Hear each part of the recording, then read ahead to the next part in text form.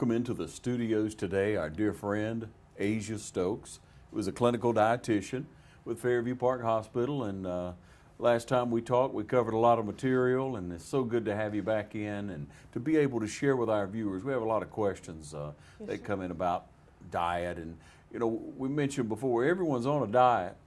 You're eating some way or another. Yes, sir. You're on a diet. It's just whether it's a poor one or a good one, right? Absolutely. Yeah, and it affects us all so greatly. So we're going through this wonderful holiday season and getting together with family and friends and office workers, and there's just food galore, isn't it? Yes, sir. Good times. Good stuff. That's right. We all love to get together and have a meal, and the fellowship of meal time is just absolutely wonderful.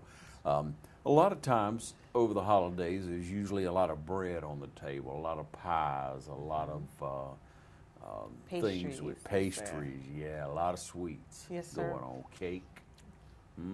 You like cake? I do. What's your favorite cake? Caramel cake is pretty good, and key lime cake is pretty good. Sounds good. You bake both of those? No, sir. I'm a cook, but I'm not a baker. That's not my specialty. Yeah, that's a different thing altogether, isn't it? Yeah, Yes. I'm not either. I like to eat, but that's my part. That's my Yes, sir. participation in it. But you know, when we talk about that, and we wanted to come to you all and let Asia be able to speak to you a little bit about allergies, wheat allergies. We hear a lot about, and the other one is gluten. Yeah, gluten. Gluten-free Oh, diet, yeah, got to be gluten free. I'm on a gluten free diet. You know, some people think it's a fad, and maybe to a point, Right. it is. But to eat less bread, you probably do feel better. Yes, sir. You feel better, and you can also lose some weight by reducing the amount of bread or carbs that you do take in. So, like you said, it's got its pros and its cons. But I think for some people, it's a way of life, not by choice. They have to avoid gluten and wheat.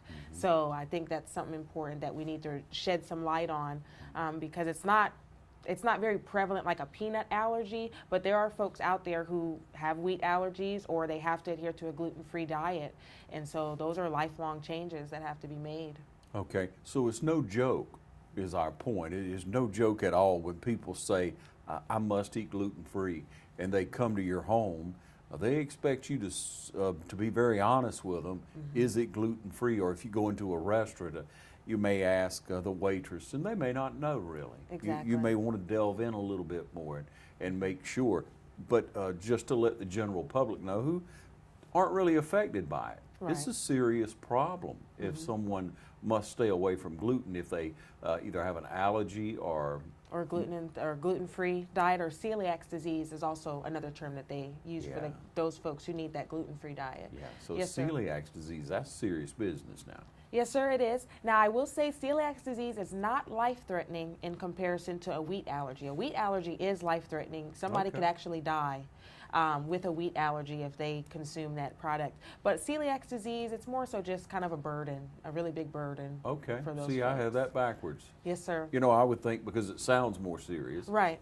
And Yes, you sir. think, yeah, I got an allergy, what's going to happen? Your eyes get watery, your Right. throat gets a little scratchy, but that's not all that's involved, huh? No, sir. They can go into anaphylactic shock. Like I said, worst case scenario, they can stop breathing, and they can die from an allergy. And not just a wheat allergy, but any allergy, peanut allergy, or whatever the case may be. Yeah. Those allergies are life-threatening. They are. So that is something important to note. Like I said, if you may not be dealing with it, a family member or a friend, and like you said, if they're eating at your home, they're relying on you to be honest about what it is in the food, cross-contamination, did you sanitize and clean, the spoons and all that kind of stuff. So that stuff is very important, I think, for everybody to know.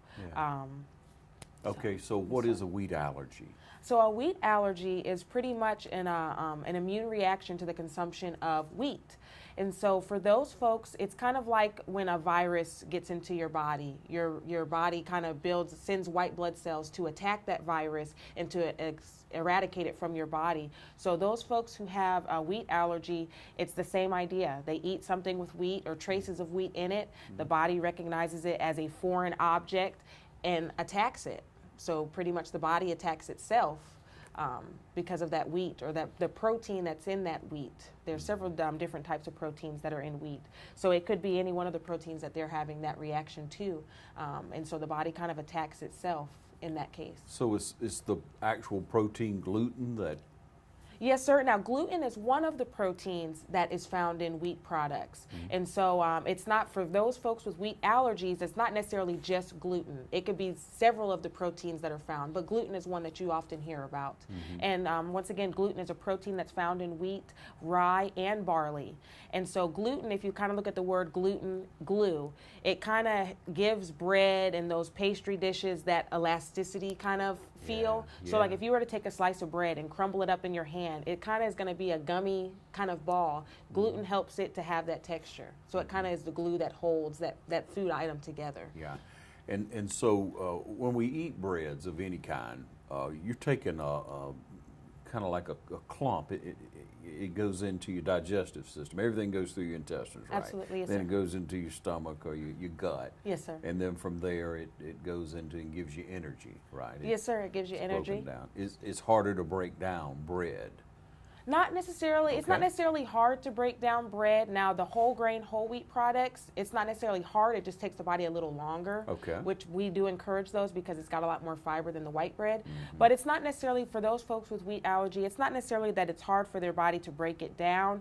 It's just their body is recognizing it as a foreign object, as something that should They're not be in there. It's not receptive to it, Okay, even though for okay. us, even though for folks who do not have that wheat allergy problem, it's not an issue. So for whatever reason, the folks who have that wheat allergy, it's an issue, Yeah. and their body So recognizes how do you know it. it? How do you know that as like if you have a child and some issues going on? How do you recognize Well, that there may be? well, some of the symptoms of a wheat allergy are going to be, they may have some nausea, they may have some abdominal pain, they could have a swelling of the lips, swelling of the tongue, like you said, itching, watery eyes. Worst case scenario, they can become very short of breath.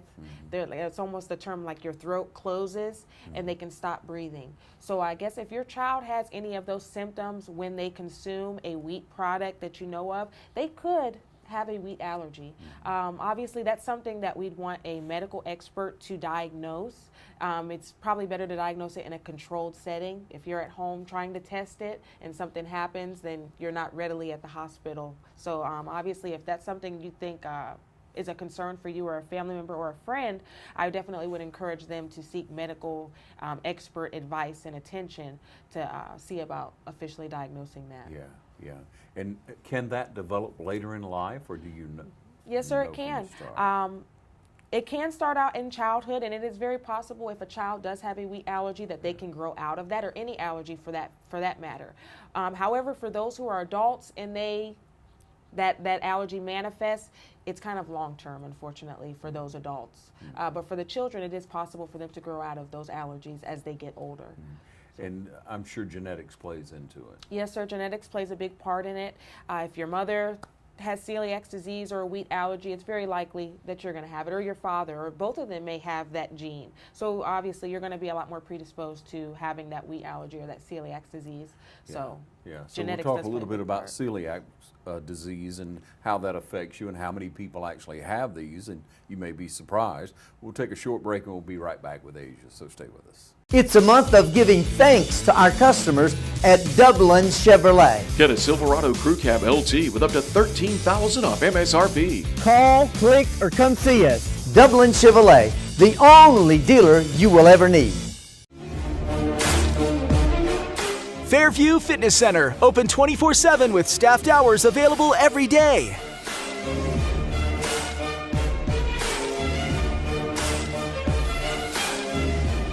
Push your fitness further with our fitness classes.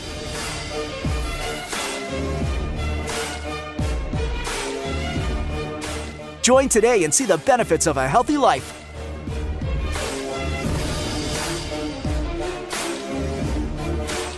Fairview Fitness Center, serving our community for over 30 years. For more information, call 353-1900. Visit us at 200 Industrial Boulevard behind Fairview Hospital or log on to fairviewfitness.com. All right, welcome you back again. We're here with Asia Stokes, clinical dietitian at Fairview Park Hospital. Now, your email address is?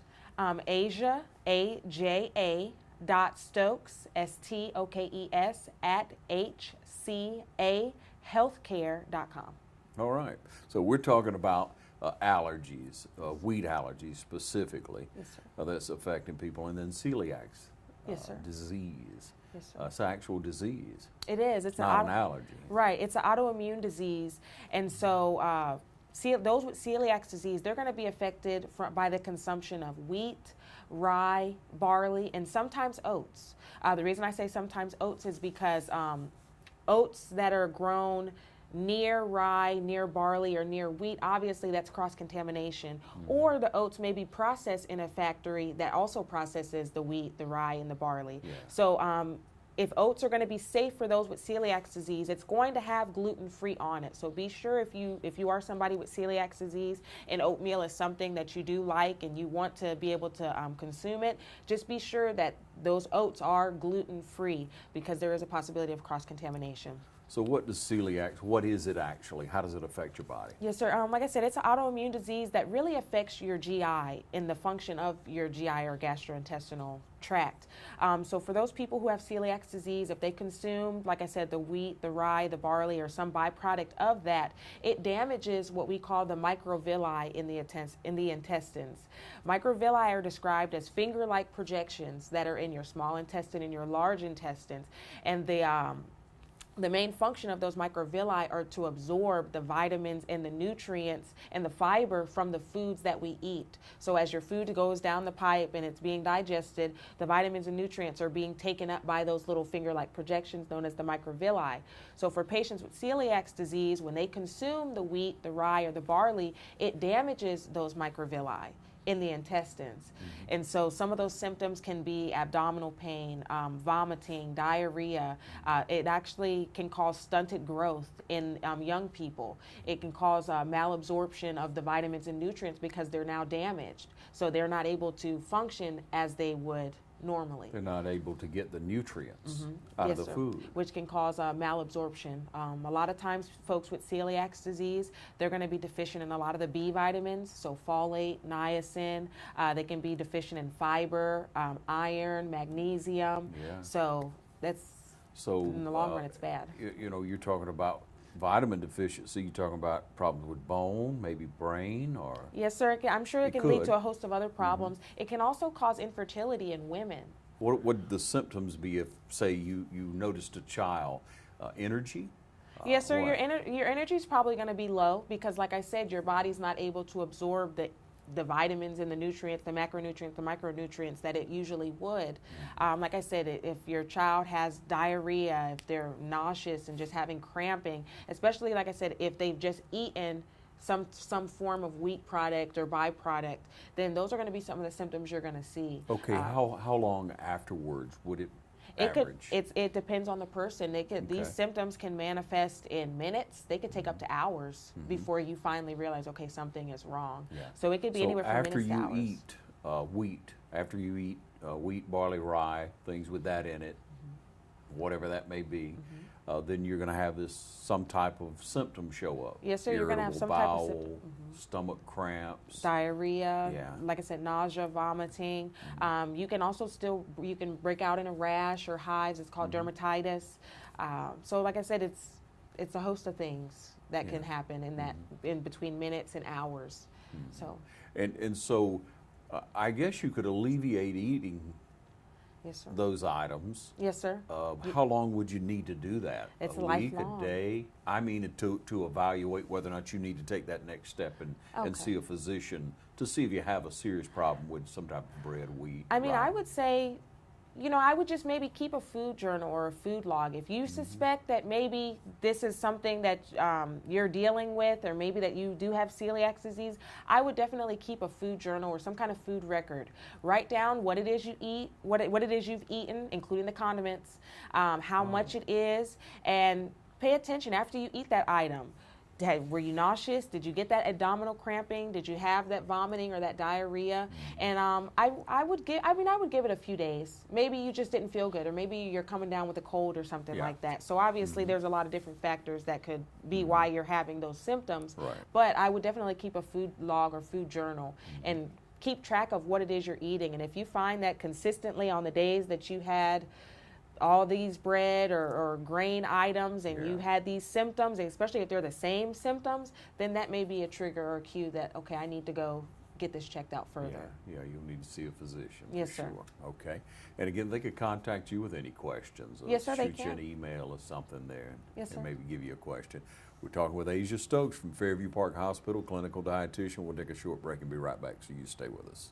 For over 21 years, JT Hanna has provided Dublin and Middle Georgia with quality promotional products and superior service you can count on. JT Hanna specializes in screen printing, embroidery, and laser engraving. We also provide customers with original artwork and logos through our talented in-house design. Our website makes designing and ordering t-shirts easy. You can design, choose from an uploaded template, or upload your own custom logo to easily create a lasting impression. Customers can also create purchase sites to make selling shirts for fundraisers or events easy and stress-free. Whether you need promotional items for your company or next event, JT Hanna can help. We take pride in delivering the highest quality products, and we take pride in serving you. Try us. I think you'll like us. Contact us today at 478-274-1267 or visit us on the web at jthanna.com.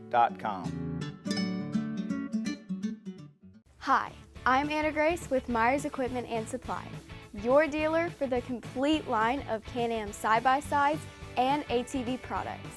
For hunting, farming, or riding the trails, Can-Am has the models you need. If you like a little sport to your ride, choose the versatile Can-Am Commander. With the best-in-class power and versatility, this side-by-side features the essentials that change the off-road landscape. Industry-leading performance, precision-engineered handling, and rider-focused design are all on display every time you hit the throttle. Come into Myers Equipment today and see the full line of Can-Am ATVs and side-by-sides. Can-Am, the ride says it all. All right, welcome you back. And everybody likes to eat food, no doubt about it. Some of us like to eat a little bit more than others, but in a diet, so many things affect you once you start to put on a little weight. Now, I see you don't have that issue, but some of us, you know, we start eating and we eat and we eat, and sometimes we start to put a little stomach on, Right. a little tire, spare tire around your middle, you know. And so, what is the best way, I guess portion control would be, but what would be the best way in the holiday season coming along here? I know moderation is important, but there has to be certain foods that we could stay away from. Is it the breads, the cakes? You know, what are the best foods that you maybe want to stay away from, help you drop weight? Yes, sir. Like you said, definitely the desserts. I know that's a big part of holiday meals, is getting to the cookies and the cakes and the pies. But definitely that's one of the main things that you can, I don't want to say stay away from, because I like it too. Like I said, I like a piece of cake or cheesecake or whatever it may be. But your portion is definitely important. What looks like one portion to us, a lot of times when you look at the fine print of those nutrition facts, it actually ends up being 2 or 3 portions that you've had. So I would definitely recommend, like you said, portion control is very important. Of course, the fried foods. I think, you know, for Thanksgiving, it's mainly like the turkey and the ham, which are baked or fried. Well, fried turkey's good too, but it's fried. That's right. So, of course, the fried turkey, or not just the fried turkey, but the fried foods in general, you want to definitely limit. What else? Also, be mindful of what you're drinking. I know a lot of times soda is a big thing, or pop as I call it. I'm not from up north, but and you like sweet tea. And sweet tea, I love sweet tea. Yeah. So a lot of times those are also very filling. So if you're filling up on soda and sweet tea before you even eat, and then you eat on top of that, you know, those items are really just sugar water. They're not providing a whole lot of nutritional value. So I'd say definitely just be mindful of the sweets and how much of the sweets that you're eating. Pay attention to the beverages that you're consuming. Try to get in some good water intake, especially if you're drinking alcohol in addition to all of those things. Water is going to be very important as well. So like you said, I think it's just having these items in moderation, watching that portion. Like I said, a lot of times what we assume is a portion actually turns out to be 2 or 3 portions in one. So. Yes, sir, that's going to be. And then why do we have that, after we eat, you have that, some people call it a food coma. A food coma? You know, they eat so much food, they just. I think, and now don't quote me on this, but I think when you eat, it releases endorphins or some kind of serotonin in your brain, and it causes you to be sleepy. You know, that's why a lot of times, like you said, when you stuff yourself after a good meal, you get sleepy. The next thing you want is a nap. You want to go to bed. So that's probably why it really, like I said, eating and kind of engorging yourself with that food releases some chemicals in the brain that causes you to just be kind of lethargic afterwards. Yeah. Happens to us, doesn't it? Yes, sir. So moderation is the key, and holiday season being here, you want to enjoy it with your friends. You want to enjoy the party foods, and just try to do it in moderation, and try to hit the gym every now and then too, right? Yes, sir. Try Go to hit for a the gym. walk. Absolutely. And another thing that you can do to try to portion control is pay attention to how big your plates are. I know there's different sizes, and a lot of times we tend to get the biggest plate we can find because we can fill it up with, That's right. with more food. Yeah. So if you can try to stick with maybe some smaller plates, that way you're limited in how much you can put on your plate. And also keep in mind your food should not be spilling over the rim either. When you make your plates, there's kind of, you know, you got your plate and then you kind of have that little circle in the middle. Your food should try to fit in between that inner circle, if that makes sense. Sure it does. Like if, for example, it never buffet. works out, but Yeah, it never works out. But if you think about buffets, Yeah. next time you go to a buffet, look at their plates, and you're going to see their plates are a lot smaller than the plates you probably have in your kitchen, and that's why they're hoping that you get small portions. That way you can come back versus filling it all up in one take, Yeah. and then you can't even finish that one plate because you've piled it sky high. so high, yeah. Yes, sir. Yeah, So we've all been guilty of that. haven't yes, we? sir, including myself. And the same thing with your cups. Instead of getting the big 32-ounce cups at your house, try to get the smaller 8-ounce cups. That way you're kind of limiting yourself as to how much you can pour at one time. Yeah. Now, obviously, if you go back and get more, that's an option. But you're less likely to if you just try to, you know, control yourself, have some kind of self-control to that one cup. Yeah, with beverages. Right, with Now, if with it's your water, beverages. fill it up, right? Yes, sir. If it's water, you can fill it up. But Yeah, yeah. So, you know, we first started the conversation with wheat allergies and celiac disease. Yes, sir. And so, if we look at that and we look at people who are affected by it or looking at that, is there a cure for either one of those? No, sir. neither. There's not a cure for either one. Like I said, now of course with your wheat allergy, they've got the epinephrine pen or the EpiPen as it's called. Okay. And so if you do accidentally ingest or consume some kind of wheat product, then of course they can use that pen to kind of help slow down and alleviate those symptoms that they're feeling. Yeah. Now for those with celiac disease, there is no cure and there really is no medication. So it's in their best interest to read the food labels, ask questions when they go out to eat.